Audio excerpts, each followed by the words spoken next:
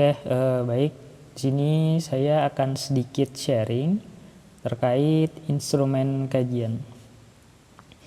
Nah, sejauh saya berproses, kemudian sering membaca kajian dan lain sebagainya, saya melihat selalu ada 3 poin yang ada dalam unsur kajian, yaitu ada yuridis, sosiologis, dan filosofis. Yang pertama, itu ada yuridis. Nah, yuridis ini menjadi legal standing opinion dalam melakukan advokasi terhadap suatu isu. Nah, dalam kajian itu kita hendaknya mencatut aturan atau pasal yang bertentangan dengan isu yang kita kawal. Nah, jadi misalkan kita mengawal Omnibus Law gitu ya, maka juga kita harus mencari pasal apa yang bertentangan dengan Omnibus Law tersebut gitu. Kemudian isu apa yang kita kawal, kita subjekkan, baik itu misalnya aturan dari undang-undang maupun dari perda dan lain sebagainya. Nah, itu menjadi suatu dasar kita dalam bergerak.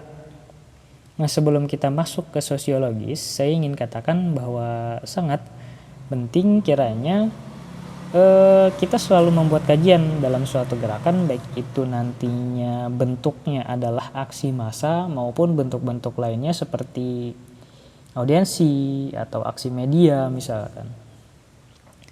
Nah, mungkin apa yang membedakan dari gerakan-gerakan mahasiswa dengan gerakan-gerakan masyarakat lainnya yang cenderung tidak terorganisir gitu ya. Nah, saya ingin katakan bahwa kajian dalam mahasiswa itu adalah bentuk pertanggungjawaban dari gerakan itu sendiri, adalah bentuk pertanggungjawaban dalam intelektual mahasiswa. Nah, ketika misalkan ada counter yang mengatakan bahwa gerakan mahasiswa yang ditunggangi, itu kita bisa mengcounter bahwasanya mereka harus terfokus dalam apa yang kita sampaikan, bukan apa yang mereka duga gitu. Nah, coba debat kita dalam kajian yang kita bawa, bukan menduga apa yang kita bawa gitu. Nah, jadi ini adalah tameng juga sebagai pertanggungjawaban intelektual kita sebagai mahasiswa. Karena siogianya dalam setiap gerakan, dalam pengadvokasi, selalu ada kajian yang terus berusaha kita bawa. Nah, ini menjadi pembeda mahasiswa dengan gerakan-gerakan yang lain. Itulah kenapa kemudian kita selalu bisa tetap bergerak ketika misalnya kita dikatakan ditunggangi, syarat kepentingan, dan lain sebagainya. Nah, yang kedua itu ada sosiologis. Mencari opini atau sikap mayoritas dalam isu itu sebagai bentuk fakta penolakan terhadap suatu isu. Nah, jadi proses ini bisa melalui metode riset atau pendekatan langsung ke konstituen secara non-formal. Nah, ini kita harus mampu merasakan apa yang dirasakan masyarakat atau merasakan apa yang dirasakan konstituen dalam peraturan tersebut gitu. Nah, mungkin mengutip dari kata Soekarno, beliau pernah bilang, mahasiswa itu harus mampu menjadi lidah gitu ya. Nah, jadi kita juga harus mampu mendengar terlebih dahulu gitu. Jadi ketika sosiologis ini mengatakan misalkan soal kinipan, nah kita lihat bagaimana sikap masyarakat di sana. Kemudian kita coba mengambil suatu sampel atau kemudian mengambil suatu sampel orang yang langsung dilibatkan di sana menjadi suatu bahan untuk membuat kajian gitu.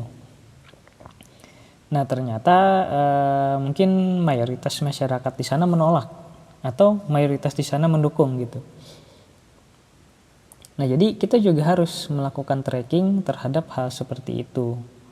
Mungkin juga kita bisa melihat misalnya ternyata Omnibus Law baik tim media maupun di dunia nyata. Nah, mungkin kalau di sosial media itu sampai trending di Twitter kemudian.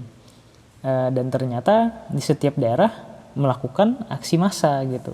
Yang artinya secara cepat kita bisa mengatakan bahwa sosiologis masyarakat itu menolak terhadap peraturan tersebut gitu, terhadap kebijakan itu.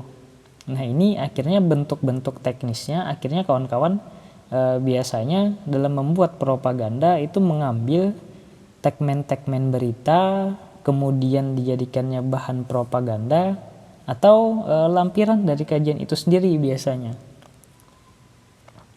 Nah kemudian poin terakhir yang melakukan pendekatan langsung ke konstituen ini yang sebenarnya masih kurang di kita. Ketika misalnya advokasi yang kita lakukan itu tidak atau contohnya ya, soal Omnibus Law Cipta Kerja gitu. Nah harusnya kita juga mengambil sampel dari masyarakat Banjarmasin. Bagaimana pendapat mereka tentang itu dan apa yang mereka lakukan ketika hal itu dijalankan gitu. Nah jadi kita juga seharusnya mengambil riset seperti itu guna mengakumulasi sikap publik gitu ya kawan-kawan. Nah kemudian yang ketiga itu ada filosofis. Menggali nilai esensial yang berlawanan dengan isu tersebut. Bagian ini erat mengaitkan dengan norma, etis, dan histori serta konsensus fundamental. Nah, apa yang dimaksud dengan histori dan konsensus fundamental? Saya ambil contoh lagi, misalnya soal Omnibus Law. Nah, apapun yang dikatakan soal kebaikan, soal Omnibus Law dan lain sebagainya, ketika pun misalnya kita sudah menjustifikasi bahwa konsensus itu salah tetapi ada konsensus fundamental yang kita rasa pada saat itu bertentangan dengan histori. Apa? Semangat reformasi. Nah, apa warisan reformasi yang diwariskan di tahun 98 misal? Bahwa semangat otonomi daerah yang harus dilakukan di berbagai daerah itu memberikan kewenangan terhadap daerah yang ada di Indonesia gitu.